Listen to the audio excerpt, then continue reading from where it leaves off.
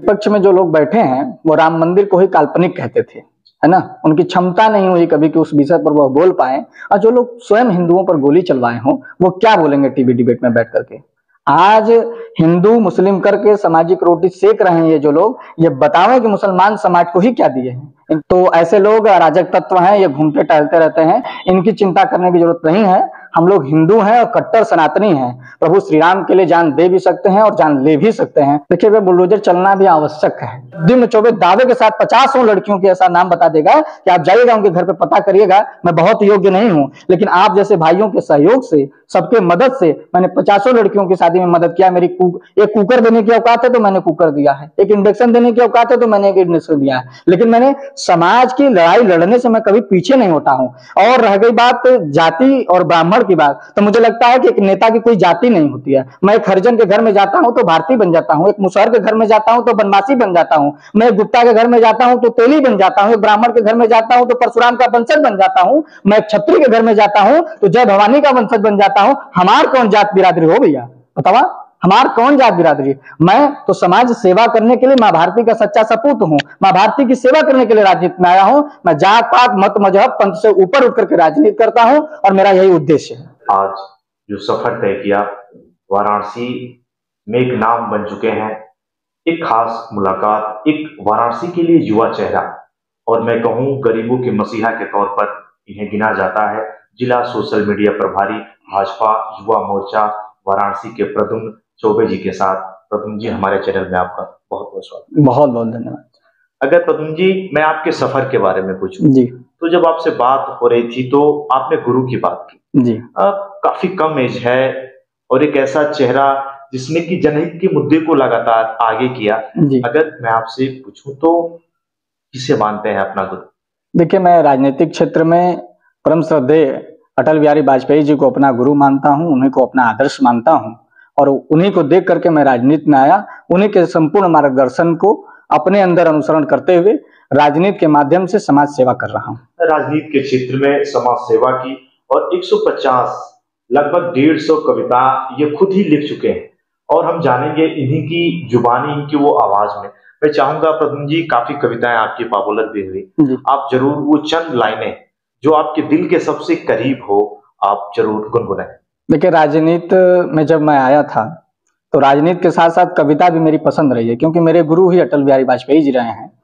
तो मैंने अपने जीवन काल में जो पहली कविता लिखी थी, उस कविता की 2 लाइन है कि अमीरी से गरीबी की नई इमारत लिखूंगा, अमीरी से गरीबी की नई इमारत लिखूंगा, एक बार नहीं 100 बार लिखूंगा, हर दिन दुखिया हर मजलूमों के कष्ट अपार लिखूंगा, अरे लिख न सका तो वो पहचान बनूंगा, गरीबी को सह घनश्याम बनूंगा, भारत माँ का वो लाल बनूंगा, भगत सा वो आजाद बनूंगा, तेरा तुझको अर्पण मैं हर बार करूंगा, मैं राम परशुराम की गाथा 100 बार लिखूंगा, अपने आंखों में सपनों के आंसू लिए अपने सपने 100 बार लिखूंगा, अमीरी से गरीबी की नई इमारत कई बार लिखूंगा। दोस्तों, मैंने बात की और मैं चाहूंगा मेरे वीडियो में आप बने रहें। एक ऐसा युवा चेहरा जिसने कम उम्र में उस उपलब्धि को बुना, आज सफलता की उस रथ पर है और सच में आज लोग एक मसीहा के तौर पे प्रद्युम्न चौबे को जानते हैं। अगर प्रद्युम्न जी मैं आपसे पूछूं तो आपने 2016 की उस दौर को भी देखा था, आपने उन लोगों की वो मदद की। देखिए, जब मैं राजनीति में आया था तो मुझे भी तो ये नहीं पता था कि कोविड ही आने वाला है, और मैं कोविड से पहले से ही समाज की सेवा में जुड़ा हुआ हूँ।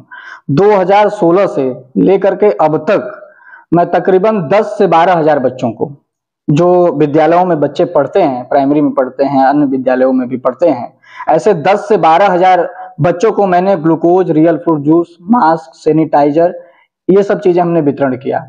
और गरीब बच्चों में जैसे पुस्तक हो गया, कापी किताब हो गया, पेंसिल हो गया, रबड़ हो गया, कटर हो गया, हमने इनको वितरण करने का काम किया। इसके साथ ही दलित बस्तियों में जाकर के हमने देखा कि कौन बच्चे पढ़ रहे हैं, कौन बच्चे नहीं पढ़ रहे हैं, उनके माता पिताजी को बुला करके प्रोत्साहित किया विद्यालय भेजने के लिए। और कोविड की रह गई बात, तो कोविड के दौर में जहां कोई किसी के पास नहीं जाता था, कोई घर से बाहर नहीं निकलता था। मैं घटना आपको बता रहा हूँ, बनारस लहरतारा की। एक माता जी हैं, उनका 2 बजे रात को फोन आता है कि बेटा प्रद्युम्न चौबे बोल रहा है। तो हमने बोला कि जी मैं माता जी प्रद्युम्न चौबे बोल रहा हूँ। तो उन्होंने बोला कि कोई राहुल पांडे था, मैं आज तक उनको नहीं जानता हूं, लेकिन उस भाई का भी धन्यवाद कि उन्होंने नंबर दिया है आपका, और मेरी तबीयत काफी अस्वस्थ है बेटा। मैंने हित रिश्तेदारों को फोन किया लेकिन कोई अभी तक आया नहीं, और मैं पहली बार उस माता जी से बात किया था। उन्होंने बताया कि बहुत तेज बुखार चढ़ा है और बेटा मैं बिस्तर से गिर गई हूँ, मुझे कोई उठाने वाला नहीं है। यह बात रात को 2 बजे उन्होंने फोन किया मुझे, और एक हमारे मित्र हैं पांडेपुर में रहते हैं, तो हमने उनको फोन करके बताया कि ऐसी ऐसी बात है। तो वो भी बोले कि नहीं, जो भी होगा अब तो सुबह में ही होगा, क्योंकि काफी रात हो चुका था, जाना मुश्किल था।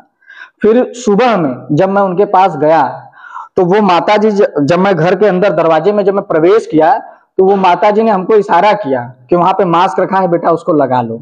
तो माता जी स्वयं जागरूक थी लेकिन असमर्थ थी उठने में। तो उस समय मैंने माता जी का काफी मदद किया, मैं उनको हॉस्पिटल में ले जाकर के भर्ती करवाया। और कोविड के दौर में मैंने अपने छोटे भाई को भी खोया है, तो मैं जानता हूं कि कोविड का दौर क्या था उस समय। कभी आज के समय में ही देख लीजिए, कोई कहाँ कोई किसी की कोई मदद कर पाता है। तो ऐसे दौर में मुझे लगता है कि बाबा काशी विश्वनाथ ने मुझे प्रसाद के रूप में यह मेरे अंदर ऊर्जा दी है कि मैं लोगों की मदद कर पाता हूं, तो मेरे लिए इससे बड़ी बात कोई नहीं हो सकती है भैया। दोस्तों, जब इन्होंने अपने भाई की बात की, जब मैं इनसे बात कर रहा था, मेरे रोंगटे खड़े हो गए। और सच में उस भाई को खोने के बाद कोविड में लगातार लोगों के पास जाना, लोगों की सेवा करना, अब मैं शब्दों से बयान नहीं कर पाऊंगा जिस तरीके से प्रद्युम्न चौबे जी ने ऐसे कार्य किए। अगर प्रद्युम्न जी मैं आपसे पूछूं तो इससे पहले जब आप भाजपा युवा मोर्चा के इस समय जिला सोशल मीडिया प्रभारी के पद को देख रहे हैं जी, इससे पहले आप कौन कौन से पद पे आसीन थे, मैं उन्हें जानना चाहूँ। देखिए, इसके पहले मैं जिला कार्य समिति सदस्य था युवा मोर्चा में। उसके पहले भी पार्टी समय समय पर मुझे जो जिम्मेदारी देती रही, मैंने ईमानदारी पूर्वक निर्वहन किया है।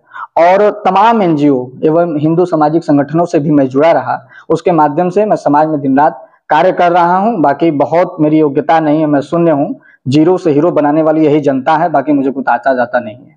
अगर मैं पूछूं, कोई इंजीनियर बनना चाहता है, कोई डॉक्टर बनना चाहता है जी, लेकिन आपके घर वालों ने कहा अरे यार प्रद्युम्न तुम राजनीति में आ गए। नहीं देखिए, ऐसा कुछ नहीं था, क्योंकि जब मैं बचपन में बहुत छोटा था तो मन तो सिंगर बनने का था, क्योंकि माँ सरस्वती की बचपन से ही कृपा रही है, मैं गाना भी बड़ा अच्छा गाता था। लेकिन परिवार में कुछ ऐसी स्थितियां अनुकूल नहीं थी जिसके हिसाब से मैं उस क्षेत्र में जा पाऊं। तो फिर मुझे राजनीति में आना पड़ा, क्योंकि राजनीति मुझे बहुत पसंद था और बचपन से ही भाषण वगैरह मैं टीवी में देखता था तो तुरंत याद आ जाता था। संगीत से तो प्रेम होगा ही। नहीं, संगीत से और गुनगुनाते होंगे। देखिए, गुनगुनाने को तो बहुत कुछ है, लेकिन प्लेटफॉर्म है, सोशल मीडिया का जमाना है, न तुरंत वायरल हो जाता है। अच्छा, जी। राम मंदिर बन रहा है, 370 आपने खत्म किया, लेकिन दूसरे पार्टी के लोग तो ये कहते थे कि भाजपा वाले ना राम मंदिर या राम का मंदिर बनने ही नहीं देंगे, वो राजनीति राम मंदिर पे करते हैं, लेकिन आपने राम मंदिर तो बनवा दिया। देखिए, विपक्ष में जो लोग बैठे हैं वो राम मंदिर को ही काल्पनिक कहते थे, है ना। उनकी क्षमता नहीं हुई कभी कि उस विषय पर वह बोल पाए। और जो लोग स्वयं हिंदुओं पर गोली चलवाए हों वो क्या बोलेंगे टीवी डिबेट में बैठ करके। आज हिंदू मुस्लिम करके सामाजिक रोटी सेक रहे हैं ये जो लोग, ये बतावें कि मुसलमान समाज को ही क्या दिए हैं। इनकी क्षमता, इनकी योग्यता नहीं है कि टीवी डिबेट में बैठ करके यह कुछ बोल पावे।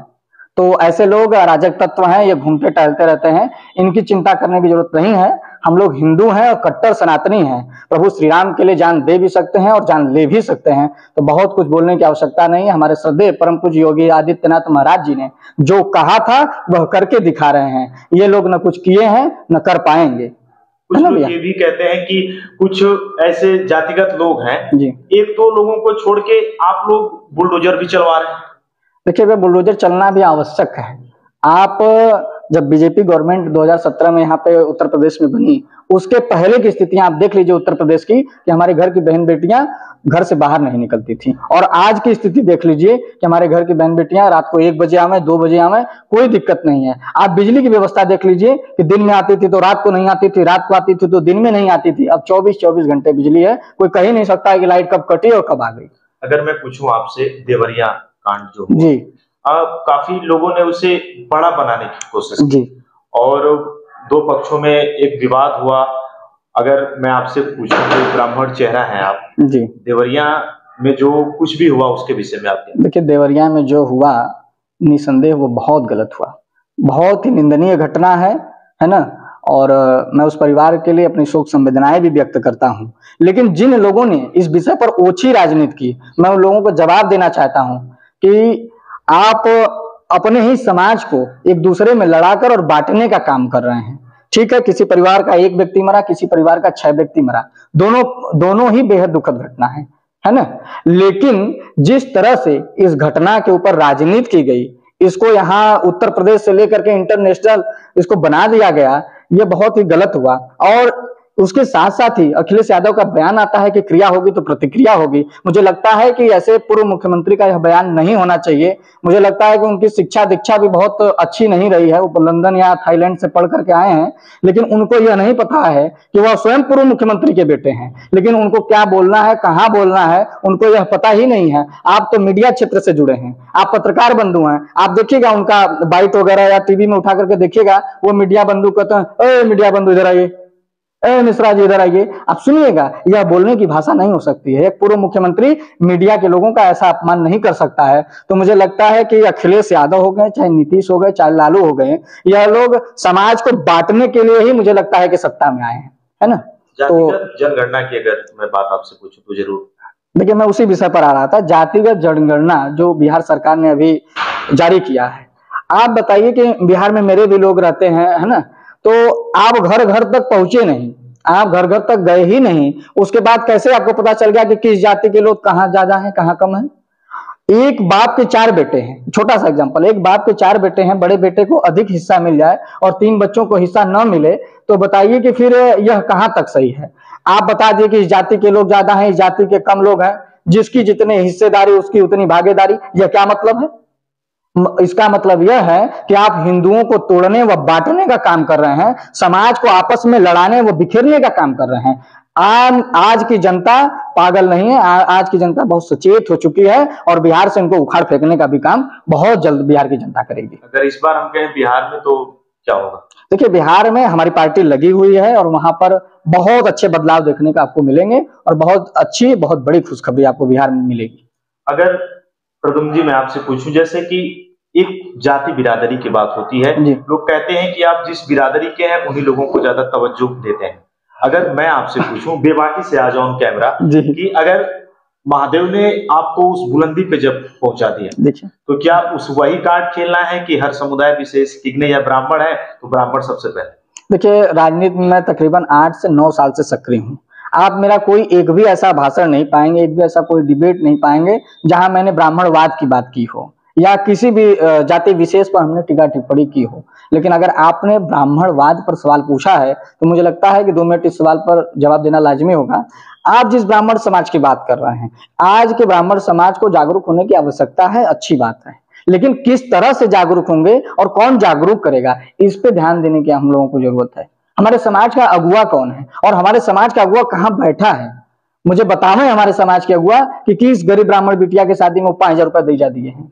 बताओ हमारे समाज के अगुआ कि किस गरीब बहन बेटियों की शादी में फ्रिज कूलर अलमारी दिए हैं। प्रद्युम्न चौबे दावे के साथ 50 लड़कियों के ऐसा नाम बता देगा कि आप जाइएगा उनके घर पे पता करिएगा। मैं बहुत योग्य नहीं हूं, लेकिन आप जैसे भाइयों के सहयोग से, सबके मदद से मैंने 50 लड़कियों की शादी में मदद किया। मेरी एक कुकर देने की औकात है तो मैंने कुकर दिया है, एक इंडक्शन देने की औकात है तो मैंने एक इंडक्शन दिया है। लेकिन मैंने समाज की लड़ाई लड़ने से मैं कभी पीछे नहीं होता हूं। और रह गई बात जाति और ब्राह्मण की बात, तो मुझे लगता है कि एक नेता की कोई जाति नहीं होती है। मैं एक हरिजन के घर में जाता हूं तो भारतीय बन जाता हूं, एक मुसहर के घर में जाता हूं तो बनवासी बन जाता हूं, मैं एक गुप्ता के घर में जाता हूं तो तेली बन जाता हूं, एक ब्राह्मण के घर में जाता हूं तो परशुराम का वंशज बन जाता हूं, मैं एक क्षत्रिय के घर में जाता हूं तो जय भवानी का वंशज बन जाता हूं। हमार कौन जात बिरादरी हो भैया, बतावा हमार कौन जात बिरादरी? मैं तो समाज सेवा करने के लिए मां भारती का सच्चा सपूत हूं, मां भारती की सेवा करने के लिए राजनीति में आया हूं। मैं जात पात मत मजहब पंथ से ऊपर उठ करके राजनीति करता हूं और मेरा यही उद्देश्य है। ब्राह्मण किस ओर जाए, कहां पे रहना उनको ठीक है? लोग कहते हैं ब्राह्मण का कहीं सम्मान नहीं, ब्राह्मणों का बिल्कुल सम्मान है और भारतीय जनता पार्टी में विशेष सम्मान है। आप बताइए कि पंडित दीनदयाल उपाध्याय, जिनको कि एक किताब के पन्ने में दफना दिया गया था, बताओ समाजवादी पार्टी के लोग, बहुजन समाजवादी पार्टी के लोग बताओ या आपके कांग्रेस के लोग बताओ कि उनको कितना सम्मान मिला है। आज देखिए कि आप जब किसी बस स्टैंड पे जाएंगे, आप बहुत दूर मत जाइए, हमारे मुगल सराय का स्टेशन का नाम बदल कर उनका नाम रख दिया गया, इससे बड़ा सम्मान क्या होगा? आप कभी किसी बड़े बस स्टैंड पे जाएंगे, सरकारी संस्थानों पर जाएंगे तो आप देखेंगे कि वहां पंडित दीनदयाल उपाध्याय की तस्वीर लगी होगी। तो मुझे लगता है कि ब्राह्मण समाज के लिए बहुत ही गौरव का विषय है और ब्राह्मणों को सम्मान मिला है। अगर विपक्ष तो ये कहता है आप लोगों को कि काउंटर हो जा रहा है। देखिए, अब जैसे अखिलेश यादव जी ने कहा कि क्रिया का प्रतिक्रिया, तो मुझे लगता है कि कानून उत्तर प्रदेश सरकार में कटिबद्ध है। वह जानती है कि किससे कैसे लड़ना है, और हम लोग एडवांस में हर पुलिस लाइन में बुलडोजर खड़ा करवा दिए हैं। वो चलाना भी हम लोग जानते हैं, लेकिन जो भी घटना हुई है जांच का विषय, और जांच चल भी रहा है जी। अगर मैं आपसे पूछूं तो उत्तर प्रदेश में जी अतीक के घर पर बुलडोजर, मुख्तार के घर पे आप बुलडोजर चलवा रहे हैं, कुर्की हो रही है, तो कहते हैं यार और भी तो लोग हैं। देखिए, मुझे जहां तक लगता है कि आपका यह सवाल बहुत ही लाजमी है और अच्छी बात है। समाज में सवाल उठना भी चाहिए, और मीडिया के लोग नहीं उठाएंगे तो कौन उठाएगा। आपने बोला कि और लोगों पर उठना लाजमी है कि नहीं। देखिए, इस सवाल का जवाब यह है कि जब हम कोई घटना करते हैं, है ना, तो उस घटना का जो रिकॉर्ड क्रम होता है, उस रिकॉर्ड क्रम के उसके ऊपर माने कार्रवाई होती है।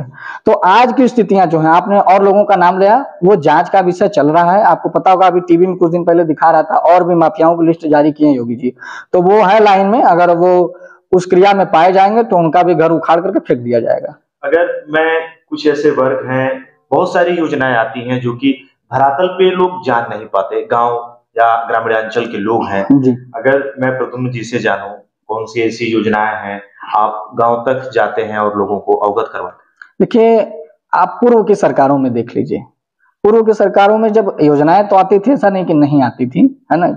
जो काम हुआ है उसकी अच्छाई भी कर सकते हैं, जो निंदा करने योग्य है उसकी निंदा भी कर सकते हैं, वो किसी की भी सरकार हो। लेकिन पूर्व की सरकारों में जब कोई योजनाएं आती थी तो आम जनमानस को पता ही नहीं चलता था। किसी दूर के माध्यम से जब पता भी चलता था तो ऊपर से तो चल करके आता था 10 रुपया, लेकिन नीचे आते आते 1 रुपया मिलता था आम जनमानस को। आज देख लीजिए कि किसान निधि सम्मान की अगर हम बात करें, क्योंकि मैं ग्रामीण क्षेत्र से आता हूँ, किसान परिवार में मेरा जन्म हुआ है, मैं किसान का बेटा हूँ। तो किसान सम्मान निधि की अगर बात की जाए तो डायरेक्ट किसानों के खाते में आता है। उसमें न किसी कोटेदार से मिलना है, न प्रधानमंत्री से मिलना है, न मुख्यमंत्री से मिलना है, न किसी से नहीं मिलना है। हमारे प्रधानमंत्री जी वहां से बटन दबाते हैं और यहाँ किसान के खाते में पैसा आ जाता है। आप देख लीजिए, शौचालय की बात करिए, 2014 के पहले, देखिए मैं गांव से आता हूं तो मुझे जमीनी हकीकत ज्यादा पता है ना।